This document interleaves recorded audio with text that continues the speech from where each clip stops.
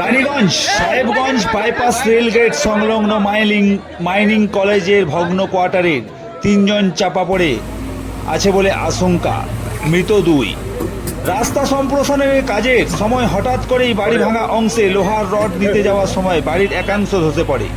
তবে আশঙ্কা করা হচ্ছে যে তার নিচে বেশ কয়েকজন চাপা পড়ে রয়েছে। ঘটনাটি শনিবার রানীগঞ্জের সাহেবগঞ্জ মোড় এলাকার কাছেই 60 নম্বর জাতীয় সড়কের ধারের ঘটনা।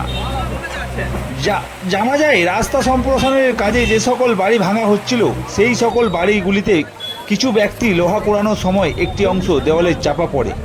তাতে বেশ কয়েকজন ব্যক্তির চাপা পড়ার আশঙ্কা রয়েছে। এই মুহূর্তে ঘটনাস্থলে রানীগঞ্জ থানা বল্লভপুর ফাঁড়ির পুলিশ উদ্ধারকারী দল পৌঁছেছে ঘটনাস্থলে। তবে উদ্ধার করার সময় 2টি মৃতদেহ উদ্ধার করা হয়। স্থানীয়দের দাবি বেশ কয়েকজন সেখানে লোহা পোড়ানোর সময় চাপা পড়ে থাকতে পারে। সমস্ত বিষয়টি নজর রাখছে পুলিশ প্রশাসন। আনা হয়েছে সেখানে দ্রুত উদ্ধারের জন্য নানান সামগ্রী। এই মুহূর্তে মাটি কাটার জেসিবি মেশিনেও সরিয়ে দেওয়া হচ্ছে বাড়ি ভাঙাচোরার অংশ। তবে এই ঘটনায় এলাকায় চাঞ্চল্য ছড়িয়ে পড়েছে।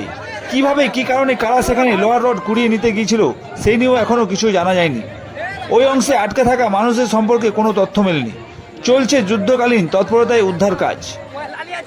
তবে উদ্ধার করার সময় 2 জনের মৃতদেহ উদ্ধার করা হয়েছে বলে জানা যায়।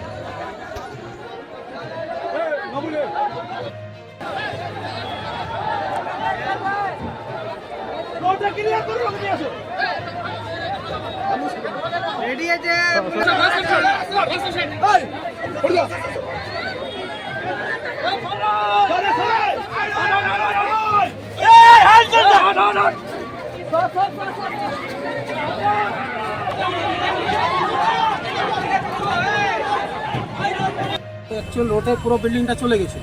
এটা মোটামুটি এনএইচ নিয়ে নিয়েছিল। এনএইচ নেওয়ার পর এনএইচের কাজ হচ্ছে যদি ভেঙে ক্লিয়ার করে দিত আজ এই ঘটনাটা ঘটতো না। আজ যে ঘটনাটা ঘটলো এবারে মানুষ তো বেকার ছেলেরা তো লোভে আজ ইট ছাড়াবো রড ছাড়াবো এই চক্করে এরা সব এইসব করতে গেছে। যে একটা ঘটনা ঘটে গেছে আমরা মানাও করে গেছি, কিন্তু মানুষের তো কিছু বলার নাই। আর কেউ ইট ছাড়াতে গেছে, কেউ রড ছাড়াতে গেছে। এই জন্য এই ঘটনাটা ঘটলো। হ্যাঁ বসেনি, ওরা ইট ফিট ছাড়াছাড়ি করছিল। ওরা ঢালাই উপেক্ষা করেনি যে উপরে যে ঢালাইটা আছে আমাদের গায়ে জায়গা পড়ে যাবে, পয়সার অভাবে হয়তো ছাড়াছাড়ি করতে গেছিলো যে জায়গা পড়ে মরলো। কিন্তু অ্যাকচুয়ালি এটা এনএইচ যখন নিয়ে নিয়েছে পেমেন্টও করে দিয়েছে মাইনিংয়ে, তাহলে এটা এনএইচের দরকার ছিল যে ভেঙে ক্লিয়ার করে দেওয়া, তাহলে আজ এই ঘটনাটা ঘটতো না। আপনারা কি এনএইচের কাছে এটাই চাইবো যে আগামী দিনে এরকম ঘটনা না ঘটে, বাকি জিনিসগুলো সব ক্লিন করে দেয়। আর অনেক এরকম ঘটনা ঘটছে, আমরা চাইছি। হ্যাঁ অনেক এরকম ঘটনা ঘটছে, মোটামুটি নিয়ে আছে। এনএইচ ভাবছে কি যে আমাকে ভাঙতে হচ্ছে না, লোকাল পাবলিকরা ভেঙে ক্লিয়ার করছে, ওদেরও ইয়ে হয়ে যাচ্ছে। কিন্তু ঘটনার যখন ঘটছে বিপদ হচ্ছে তখন আমাদের ছেলেদেরই হচ্ছে। কি নাম আপনার? আপনার বাপি ভট্টাচার্য। আপনি কি মেম্বার? আমরা দেখলাম দাদা এখানে ওই মাইনিংয়ে কিছু প্রপার্টি ছিল বিল্ডিং, সেটা গ্রামের কিছু ছেলেরা ভাঙাভাঙি করছিল। সেই হিসাবে 2টো ছেলে এখানে আমরা খবর পাচ্ছি যে ভিতরে দাবা পড়ে গেছে।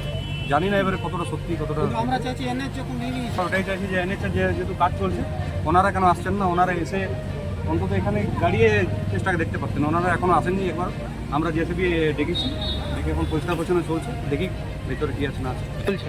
হ্যাঁ আমরা চাইছি এটাই, যেটা পরিষ্কার করে যদি ভিতরে যদি কোনো ছেলে ভিতরে দাবা পড়ে আছে সেটা আমরা চাই যে যাতে ওরা বডিটা বেরিয়ে যায়। ঠিক আছে, বাকি এনএইচ আসুক, আমরা ওদের কাছে কিছু দাবি রাখবো, সেটা দেখছি।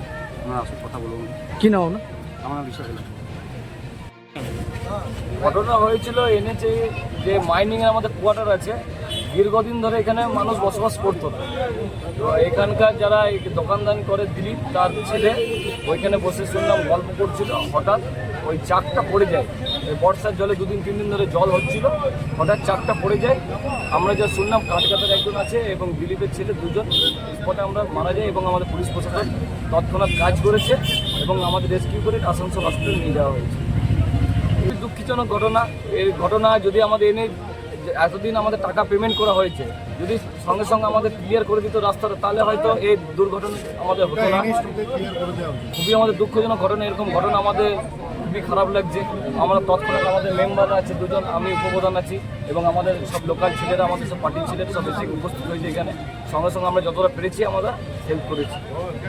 তো এখনো অবধি দুজনকে পাওয়া গেছে, আর আমরা যা শুনলাম দুজনই ছিল, এবং তাও আমাদের মেশিনপত্র চলছে, যদি পাওয়া যায় কাউকে সে হসপিটাল নিয়ে যাওয়া হবে। এই ধরনের ঘটনা যাতে না হয় সেটা তো আমরা 100 বারই চাই, এবং আমরা উপর নেতৃত্বের সাথে আরও কথা বলবো যে তৎক্ষণাৎ যাতে যারা পেমেন্ট পেয়ে গেছে তৎক্ষণাৎ যাতে জায়গাটা ক্লিয়ার করে দিলে আমাদের সুবিধা হবে। আমার নাম সন্দীপ গোড়াই, 11 পঞ্চায়েত উপপ্রধান।